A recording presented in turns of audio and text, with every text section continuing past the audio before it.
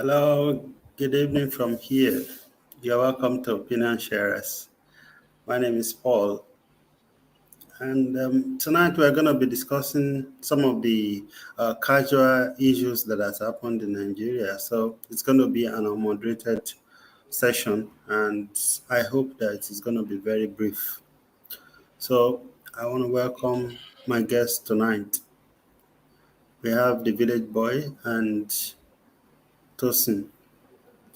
I'm going to cut through the. There's no need for introduction tonight because Better. we are regular faces. So you're welcome. And the first thing on my agenda here is the NSAS white paper. Tosin and I we talked about it last week in anticipation, but then uh, something the news broke a few days ago that the government rejected some part of it. I think the major part of it was that they rejected the fact that it was called a massacre. So I'm going to pick the village boy's brain on that first of all. What's your expectation? Are you expecting better? Uh, yes and no. Yeah, yes, in the sense that the report itself was a pleasant surprise. I still couldn't have imagined the courage of coming out with such a report. So I salute the courage of those who did that. Government response is not to surprises anyone again about Nigeria. Um, they are scared of the word massacre because when you talk about massacre, it's semantics, and within the realm of propaganda, it um, it portrays government in the bad light, even if it is true.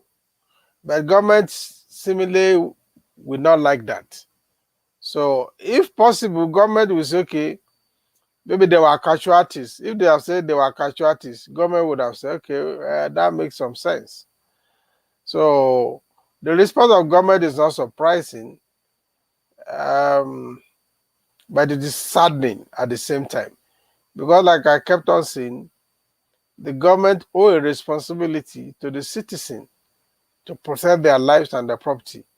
And again, even the desecration of the national flag, which is a symbol of our sovereignty, speak of so many issues. If a soldier, a policeman, does not understand that when a people raise a flag,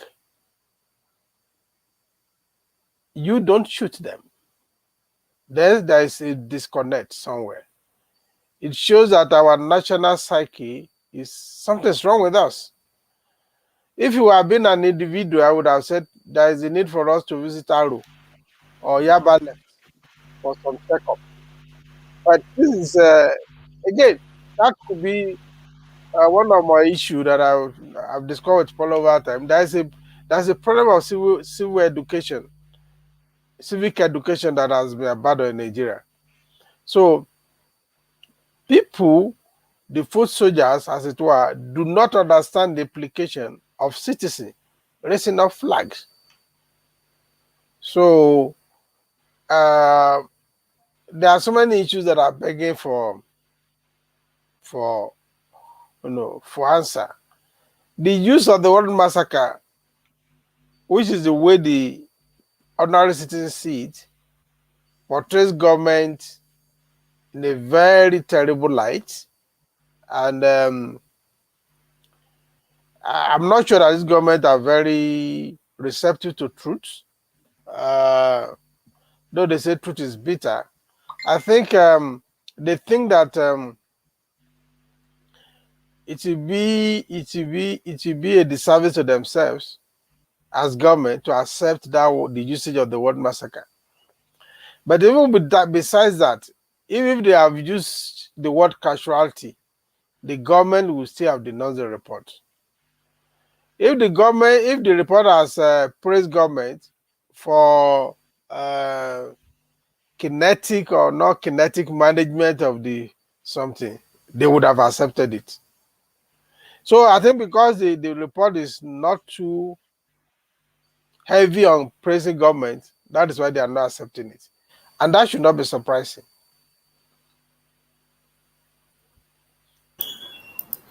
Okay, thank you, sir.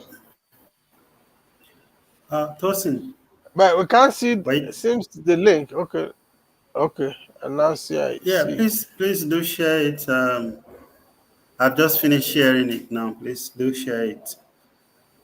Share the link widely so that people can join us in the conversation briefly before we shut it down. So, Tosin, I was going to ask you, were you surprised?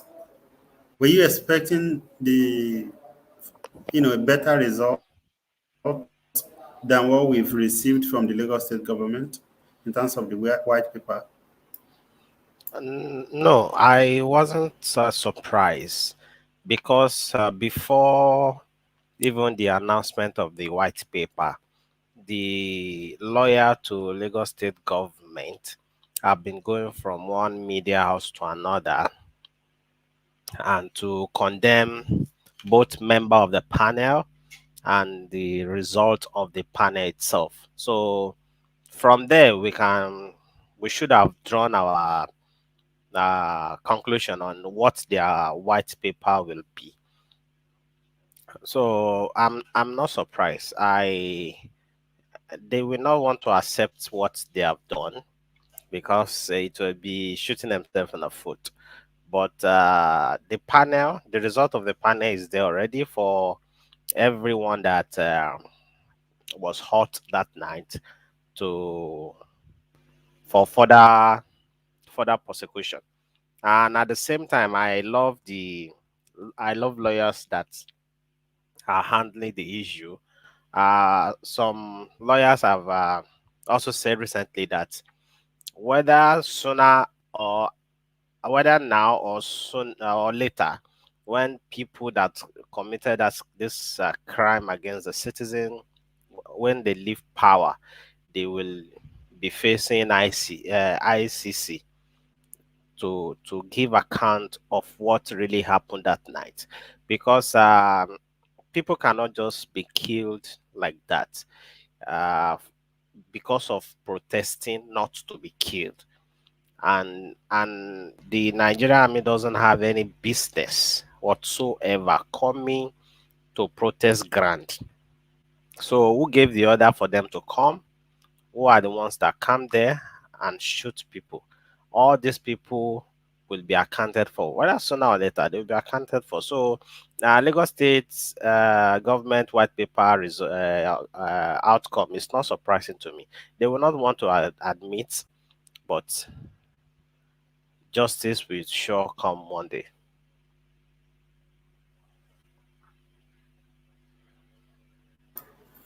Okay, thank you, Tosin. Village boy, I want to take you on something that of that's of concern for me.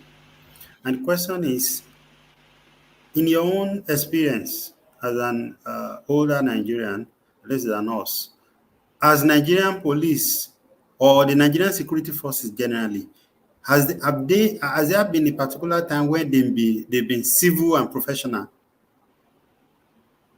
Because I saw a video today on Twitter, earlier today on Twitter, posted by Sahara reporters, where a police, a soldier, after they are beating up one guy, the whole of his back some of it is shedding blood. And then the guy was making him to dance along with him. So I was just, how can people be treating human beings like that in this day and age? So I'm asking you, and when I was growing up also, when they say soldier is coming, you quickly go and hide under your mother's bed.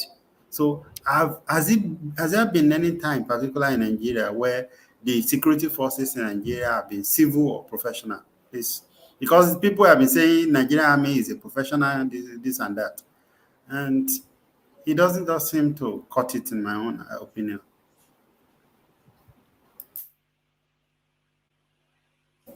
You're muted. You're muted. Thank you very much. That is a twin question. To be civil and to be professional may not necessarily be the same thing. Professional outside Nigeria, the truth is that when they go for peacekeeping outside Nigeria, both the Nigerian army and the Nigerian police, they have been very professional outside Nigeria. Honestly, I can't imagine. I'm not sure in my years in Nigeria that I can say without biting my teeth that Nigerian army has been civil and professional. Even if they are professional, they have never been civil because they have had this thing, with they call us bloody civilian. And you talk of lawlessness, they epitomizes lawlessness. So even in Lagos, a military man in uniform will not pay fare. You can't even ask him. If you ask him, he won't pay. And I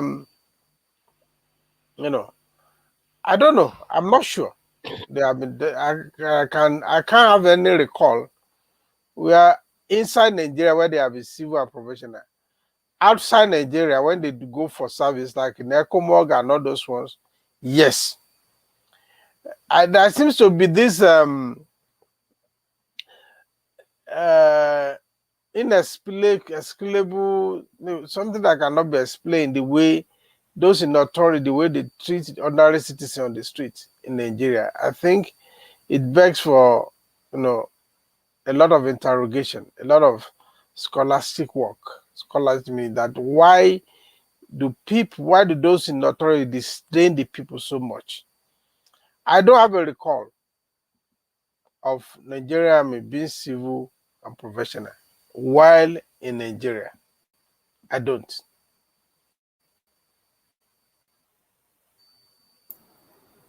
Okay, thank you.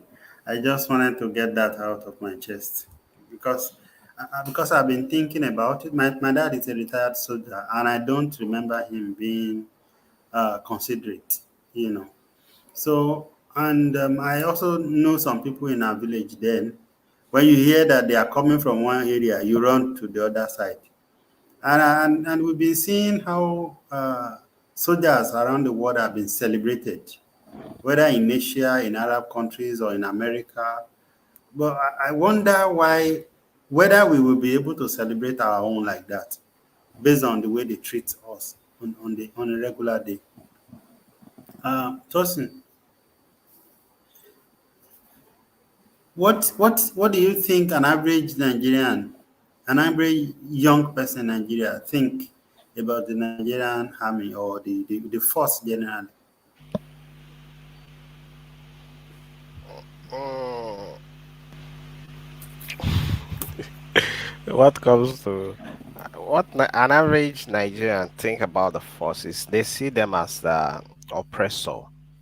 They see them as it. Sometimes it's frightening just seeing them on your street. It's frightening. So I don't know. They see them as oppressor, as somebody that will oppress them. Even you cannot even talk back at them if they oppress you. Also, you cannot talk back at them. We have seen videos of people they will beat up only for questioning them. So the people are not seeing them as they are defending them. Not really. Kudos to them. They are doing a very good job. We cannot deny that they are doing a very good job, but they just need to understand how the society work more. They need to understand. They need to give respect to citizens, and maybe it doesn't really. It's not all about the soldiers, even the politicians, even the ruling class. How do they treat citizens? I had a encounter yesterday with one of them in Dubai here because Buhari was around. You know, maybe I'll be sharing that later. No, it was a really it's a sudden encounter I had with them yesterday.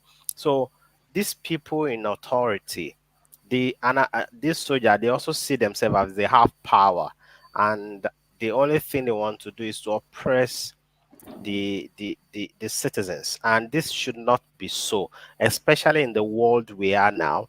The world is a global village now, like you have said earlier. You have seen soldiers being celebrated around the world. Our people also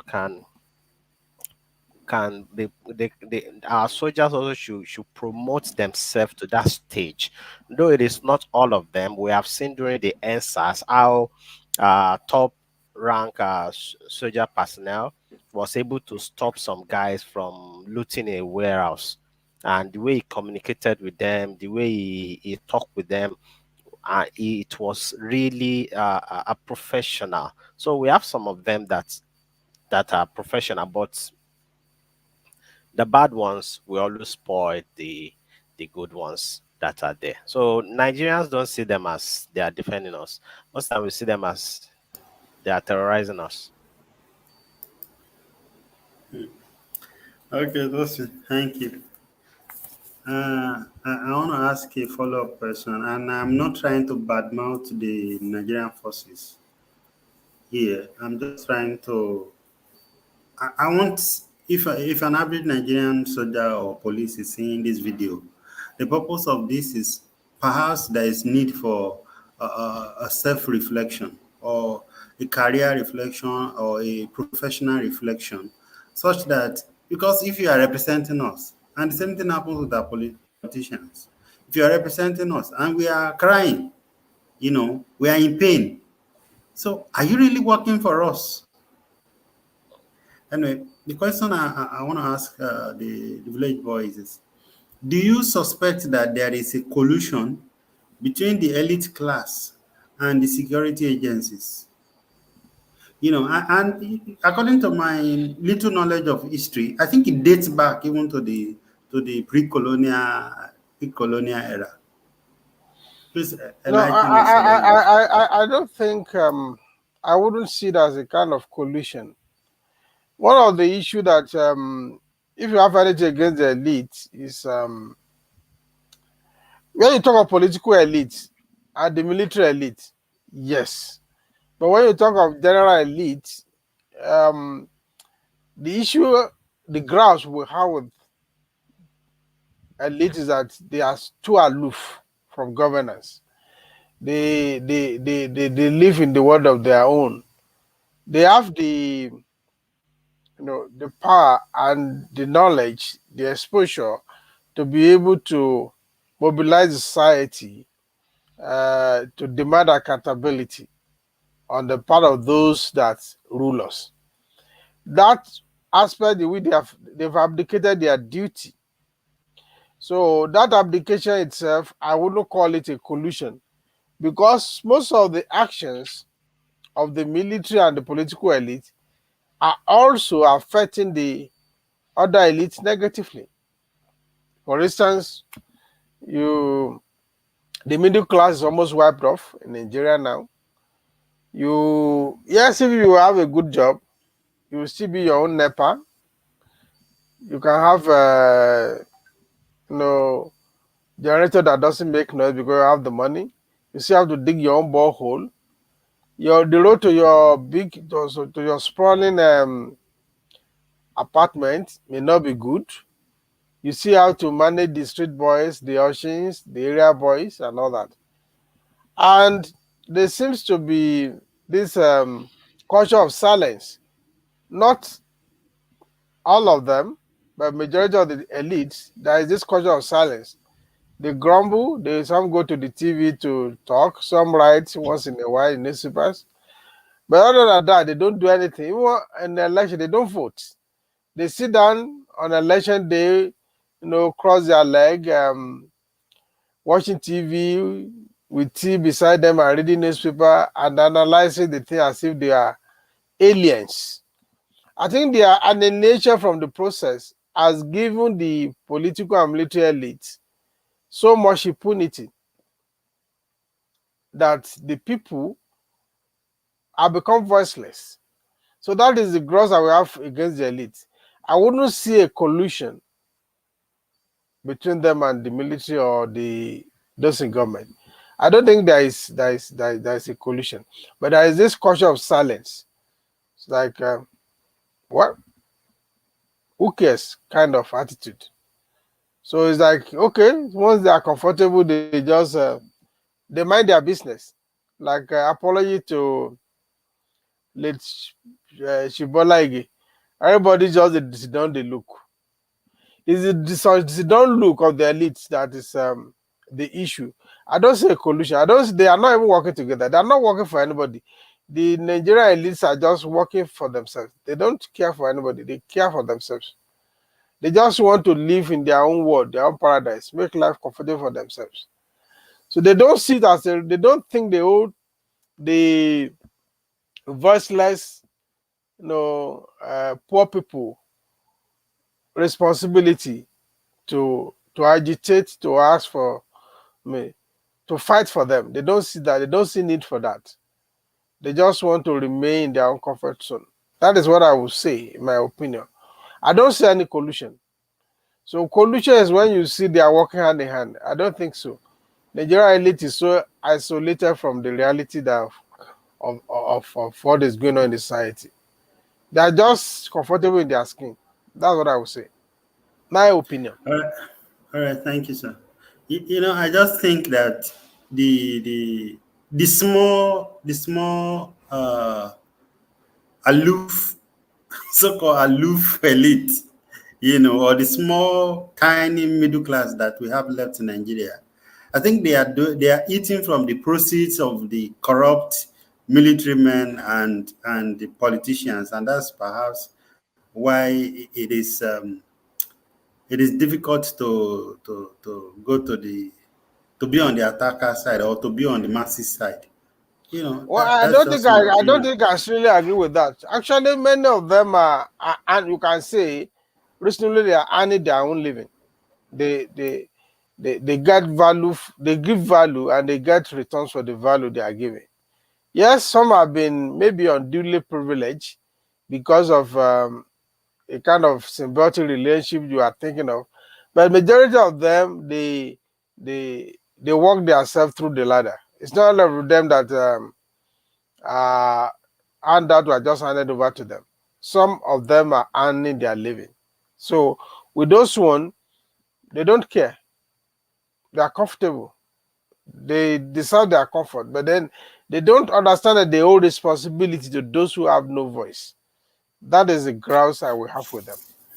All right, Tosin, if you don't mind, I'm just going to move forward from that. But if you want to say something about it, free. What I I was want going to to ask you say, is, okay,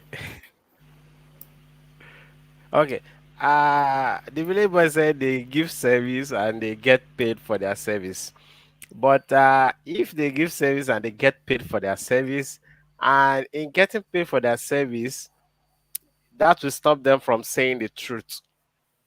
Then it's corruption. Like I wouldn't want to mention him, but like somebody is running for the position of president for president, and is getting contract from some company, and they tell him, see, this, don't talk like this, don't say this, don't say that. If not, we'll be having problem with you. Top people that have shares in our company, they are this, they are that. So please don't. So in my opinion, that is corruption. If the proceed you are getting is not making you to say the truth to power, and you see people suffering, the citizens are groaning every day, and because you feel okay, and because you are getting contracts, though you are still working for it, but if it will make you not say the truth, then it's corrupt.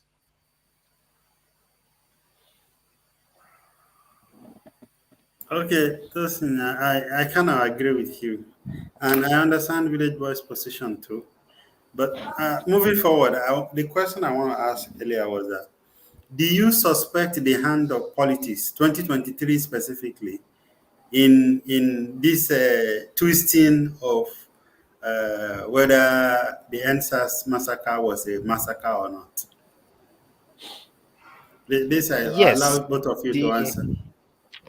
the Lagos State government itself is trying to protect its second term and gain the confidence of the people and the love of the people by setting up the panel and the way they are going about the issue generally. Because as it stands now, the youth are against, especially the Lagos State government. Yesterday is a experience concert, and a representative of the governor that was sent there was booed throughout his speech. The video is on the internet. So right now the people, especially the youth, they don't uh they don't like the government again because of what have been done to them. So definitely, politician, they what they always think of is next election. That is politician. What they think of is next election. So of course, next election 2023 is in play, and they, like I said last week, they might just be using that panel report just to taunt the federal government in order to bargain for their Lagos star boy. So, but we'll keep watching what is going on. But the good thing is the panel report has stated it that people die. So who gave the order? If even if Nigerian government will not take that up, people, lawyers are there and are capable of asking for justice at a higher court that is even higher than Nigeria, maybe ECOWAS court, be it International Court of Crime. Those are there also to get justice for people. So, and the Lagos State also, they are trying to make everything look good so that they can gain the confidence of the people back. But I want to say this, that just attacking the government, the youth, I'm saying this to the youth now, shouting on them, booing them only will not change anything. But we going out to get our PVC and the next election be ready to vote en masse will change a lot. Okay, vote a man's for who? You know, I guess When the time that's a comes, question for the when the future. time comes, we will know who they are going to vote for. In every election year, good guys are always there and campaigning to be voted for. But the only thing is that most of us don't have our PVC. Those that have their PVC, they are vulnerable to 5,000 and 10,000 vote buying. So now that the youth are awake, I think in the next election we will have a good deal. Well, let's Well, hope so. Let's hope so. Village boy. yeah, I don't think I share the same optimism with Tosin. We used to have a proverb in Iki that somebody that is holding the mortar when they are pounding yam, when they share the pounding yam, the thing no reach am. You that you in another village, you say that they should keep your own pounding yam warm. Oh. The thing no go round. See, the problem is like the foundation is. I've spoken to a lot of youth. You don't start building house from the third floor. You start building house from foundation. The strength of politics is participation. When you don't participate from the beginning, now if they give you, if people that come out are not our best, and democracy is about making of choice. If all the choices given to us to vote for are not good enough, we are just going to pick one of them. So, and that is why the problem is. And there are a lot of fundamental issues that we have to address. If the youth want to be empowered, they have to learn to organize. They have to organize themselves from beginning, form a formidable political party that can contest and wrestle power. You see, we think that if they bring, let's say they bring I don't know. I'm finding a word that would not be offensive that I can use. If they bring half blind, five partially blind people to run for office, we pick one of them, right? The one we pick, we're still going to lead those of us who are not blind. Is it not? So the youth now, I mean, what happened after the answers? There was I think there was a rather a by-election in Lagos, right? After the answers. And we were hoping that this would demonstrate, that particular by-election would demonstrate the power of the youth. But what did we see? They didn't go out to vote. So back to your earlier question, the government, as it were, they know the real voters. The real voters are not on television. The real voters are not even on social media some of the time. The real voters, they are on the street, they are the foot soldiers. They are the guys who goes to the world leader on the day of election and say, Baba Alaye Tani Kate Kafun. I mean, oh, our leader, who do we vote for? And it's like law. Vote for this person. That is it. No argument. After election, come back in the evening. And this constitutes almost 80 to 85% of the active voters. These are the guys, come rain, come sunshine, they don't leave the voting poll. They are there. They do it as if their life depends on it. It does, but they are not doing it with knowledge. Those who have knowledge about the system are so aloof. We have said it over and over. We are not going to win. We are not going to change government on social media. The power of Nigerian youth today is more of social media power. The electoral value of Nigerian youth is very, very low. It's a weak currency. Until we make it a strong currency to behold, then it is then it can become a legal tender. It is then that people can bargain for it. It is then it can give the expected value. Look, if you don't participate, if you are not in the room, there's every likelihood that you will be the subject of discussion. But when you are in the room, you can bargain effectively. So it is about participation, not just when they are sharing, when the food is ready. It is about participating when you are even thinking of which ingredients to make the soup. So when the soup has been made, it doesn't matter the size of your pot or your plate. It is the soup that is made that they will give to, out of it that they will share to you.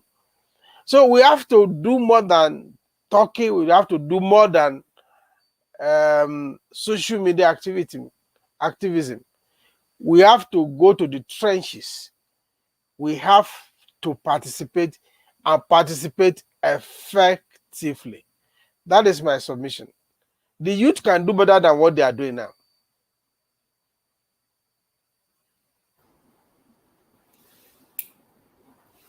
Okay, Village Boy, thank you. I had an encounter sometimes last year. Is it last year or last year when I was applying for a master's in some US schools, and one of my choices then was Columbia University. I noticed that Columbia University was seriously mobilizing people, especially doing voters registration education, and supporting people who cannot register, helping organizations, small NGOs in small communities to help people register. Is it possible for our own institutions to do that in Nigeria? Public or private? Because we have very few so-called activists and conscientized or progressive political activists. And like Nii is saying here, and some of other commenters here, are saying that only even I think all of us have alluded to it, that the commoners, they are the ones who vote actually. And how do we get to this kind of people? The next question I was going to ask Tosin is, do you think this result would affect the elections or the electoral power of the owners of Lagos? Billy Boy, go ahead, please. So the question is this: when you talk of education, I like that you mentioned the issue of education. Thank you for projecting this book. In this book, I spoke about education, that we have to rejig our education to make it functional. See, our education currently is not addressing our problems. I have said this over and over again. Until we have an educational system that become a solution base to our problems. Our education should identify our problems. Our education should find solutions to all our problems. There is no problem that is confronting Nigeria today that education cannot fix if we make our education relevant to our situation. Problem-solving educational system. The example you are giving now is an example. When that institution recognizes that, okay, this is the situation in this particular community, they step up and they intervene and they mobilize their resources to address that particular situation. That is how an educational institution should function. You can't compare that with Nigeria's university that are still struggling with ASU strike, that are every month, every quarter, they are negotiating salary and all that. You know the situation. But my key is that our problems are not unsurmountable. It's not that we cannot solve the problems, but there is something that is wrong with us, whether we are too lazy to address ourselves to the issues that are confronting us. We're complaining, like this guy said that voters are not counted. So if it is true, if election is 100%, if it is true, why do we continuously enable that to happen? What do we do to stop that? What do we do to make our vote count? We cannot just sit down somewhere in our corner and complaining that this does not work, this does not work. How do we make it work? We have to be thinking of practical solutions to our problems, to fix our problems. And for me, education is one of the major issues that we can use. It's an instrument. Knowledge is power. If we have the right education, if we have functional educational system, we can change a lot of things that are confronting us. But the things that we give up so easily, regional government or no regional government, is the same. You are not going to bring people from, you are not going to bring aliens. You are not going to bring unidentified flying objects to come and manage the regional government. Today, like I kept on saying, even if we break today, and we have many different countries from Nigeria, it's still the same people that are controlling that they want to control. If we don't, we have to think much more outside the box to fix our problem. And that is the solution. Nigeria universities are still grappling with the issue of butter and bread. When you have not solved hunger, you cannot think straight. I'm sorry if I'm a bit harsh there. When you have not conquered hunger, you cannot think straight. Our university system, the way they are treated, the way our lecturers are treated, the way our scholars are treated in Nigeria, they are made to be in perpetual hunger. And Yoruba will say, Ebi oki wonu, koro mi wo. It's not only lecturer, I think it's everybody now. Everybody is because we are just talking, trying to about preserve education. the little that they have. Yeah, I get you. Anyway, Tosin, do you think, meanwhile, your friend here is saying, Samson is saying elections don't count in Nigeria. I'm sure you don't agree with him.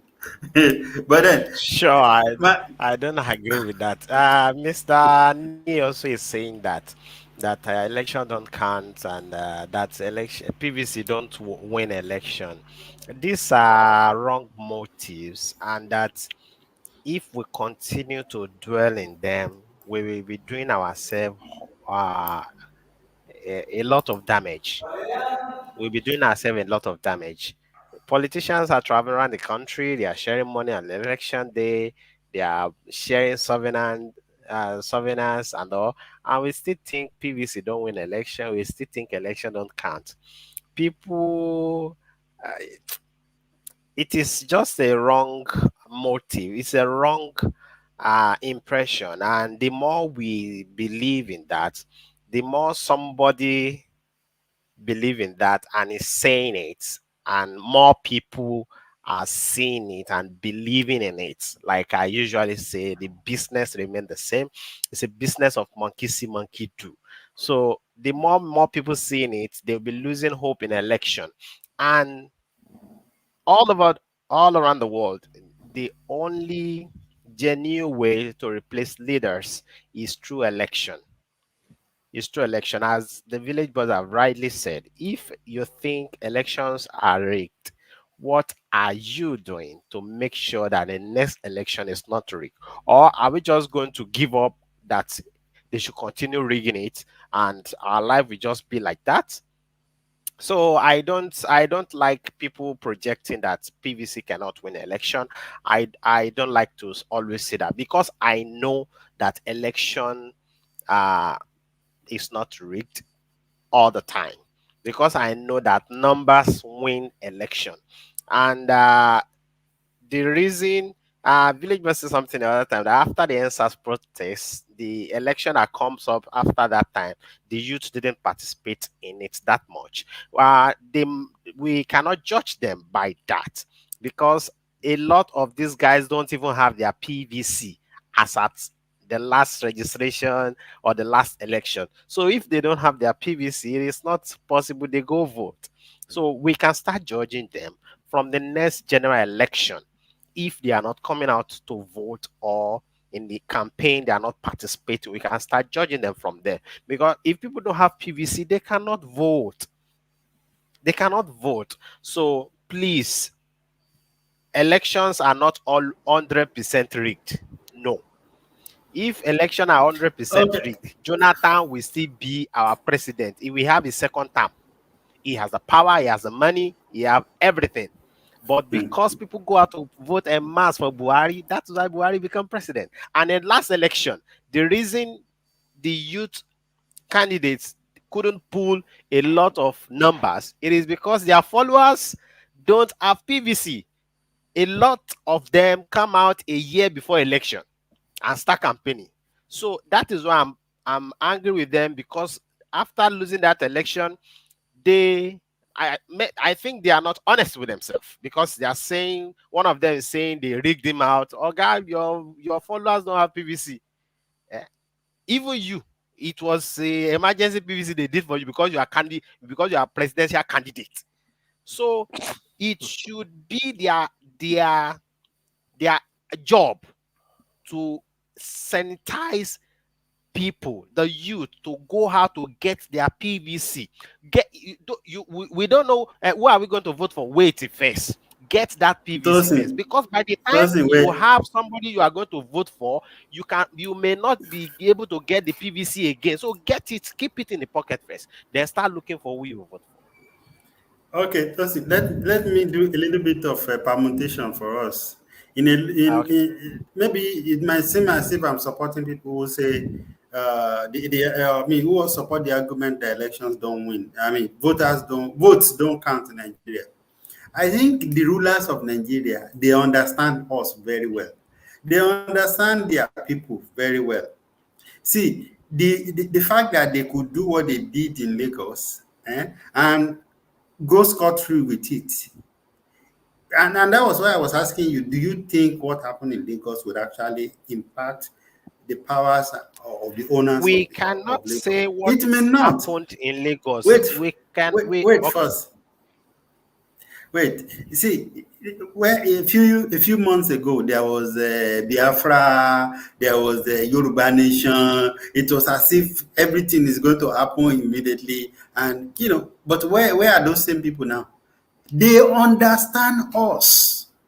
They understand when when to put the key and when to remove it. It's like an hungry dog. You put in a cage. When it's crying too much. You want to reduce the pain. Give him small bread or small, eba. It will calm down. After some time, you withdraw it. I think they understood us, and I'm not trying to be pessimistic, but I think it's a little bit of reality. And that does not mean that I'm saying that elections don't count, that votes don't count. But I'm just saying that these people understand us very well. Of course, they understand us. There is no doubt about that. They understand us. And whatever happened in Lagos on the 20th of October 2020, it is not gone yet. No. It is what they have done, they will give account of it. And they are already giving account of it. I told you of the event that happened just last night, a few hours ago, and how the person that was to represent Sanwo-Olu was booed. So that event has changed a lot of things. And in the coming election, Are you also aware that Pastor, what is this pastor's name? The organizer yeah, of the event came yeah. on the mic and rebuked them sharply. Anyway, Village Boy, what's What? your opinion? We are going See, to close a now. minute, please. A minute, please. You don't expect him to start hailing the guys that are just bull his guests. You don't, even if that's is sweeting him in his stomach, you don't expect him to come and say, man, you guys have done well, keep it up. No, that is just some kind of courtesy for his guests. We have had videos of these guys speaking up in just recent time, in recent months. So even if he's happy with what they did, you don't expect him to say that is the best thing to do, keep it up. No, things don't happen that way. And to an extent, these guys, they are power that be, so they can come to demolism his church and what have you. So the guy in Shebi Otishekiniko, the guy in Akure, he was having problem with the governor some time ago. You see what happened to him? The guy later ended up in he said so he will not, the pastor, that is just what the pastor will do. The pastor don't own the youth. The youth, they own themselves. So what happened that night, people will give account for it. What happened that night will be a I think that determinant in the coming actually election. buttressed my point, Tosin, that these people, they are more powerful than us, and they understand us. They understand when to release the rope. Village Boy, let's round up anyway. We thought it was going to be sharp, and we already done almost 15 minutes. Okay, what do you want me to talk about? Yeah, just your concluding opinion. I think yeah, it is good that being the government official is it's not bad, but mob action is not the situation. Effective participation, because when you are not in the room, there's every likelihood that you will be the subject of discussion. But when you are in the room, then you'll be able to lend your voice to situation. Our destiny is in our hand. Unfortunately, we have given that destiny to the government. It is about time we withdrew that destiny from the hand of government. We should be the architect of our future. The future we want for ourselves will be determined by us and not by government.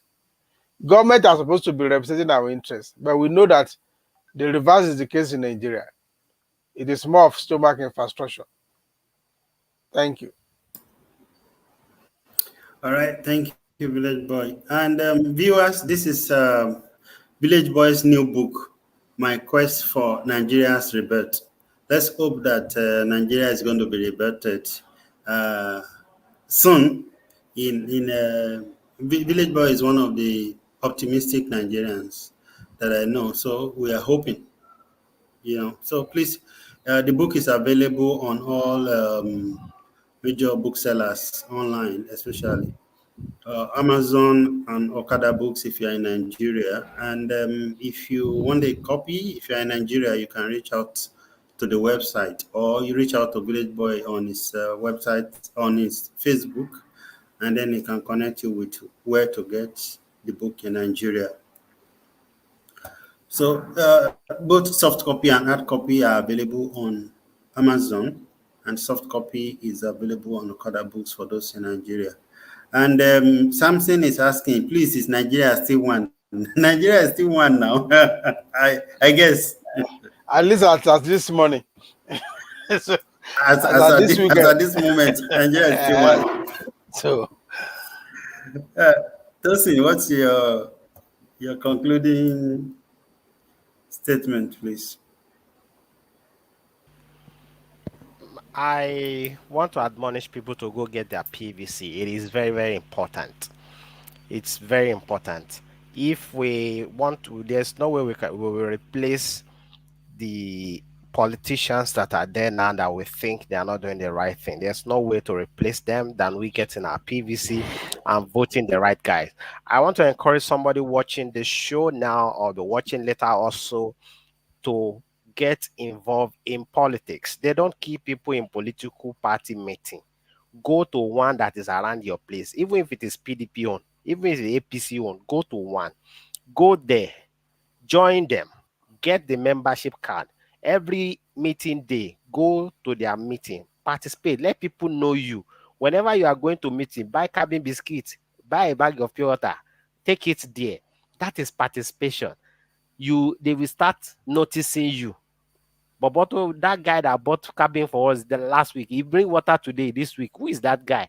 They will start picking interest in you. They want to know you. When a post is vacant, they want to call you that, can you do this? Come and do it. That is how people get involved. Don't expect to just sleep in your room and somebody will just come and pick you. We have called some people opportunists in Nigeria. They are not really opportunists. They were doing something. They are in political party. Some people call Jonathan opportunist. He was in a political party. He's not just sleeping in his bed, then they wake him up to come become vice president one day. So please, let us participate in politics. It determines our life. And if we are not there, they will do whatever they like with us and with our destiny. God help us.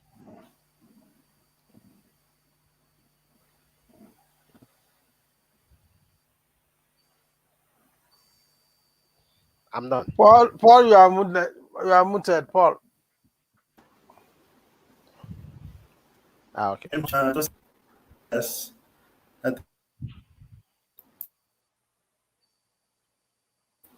Hello, can you hear me? Yeah, we can hear you now. Can you hear me? Yes, we can hear. Yes, we can hear you. Okay. Something. I think there was an application I downloaded on my laptop. I think is making it be misbehave somehow, or maybe it's my network. I'm not sure. Anyway, viewers, thank you for watching. Thank you for being with us again tonight. I thought it was going to be shorter than this. Once I have these people here, we just have to talk and talk and talk. So thank you for joining us, especially those who are commenting. My friend, Niyi, it's been a while. YouTube. There's also Ugo Buzo, Frank, and then Chibon. Thank you very, very much. We'll be back again next weekend. So it is going to be bye-bye from here. Do check out the Village Boys book if you can. It's good. Thank you very, very much. Nii said, effective participation for me is not the only solution. The electoral system in its own is a fundamental problem. There is no credible candidate you can get after spending so much money on election. Anyway, please do read out the comment there. Tosin, maybe I'm going to arrange for Tosin and Nii once again, maybe before the month runs out, so that you and Nii, we can post drag this issue of electoral process and election and all of those things. And I probably would appreciate Village Boy to come share with us his experience of participating in electoral processes in Canada, so that we can compare and contrast what's happening in Nigeria and what's happening in that clime. Thank you very, very much. We will be back again next weekend, God willing. And it's going to be bye-bye from here. Thank you very much. Please do share the link or share the video, share, so that other people can also see the conversation and join it. And if somebody like Samson, if you want to be on the show, please do write to us.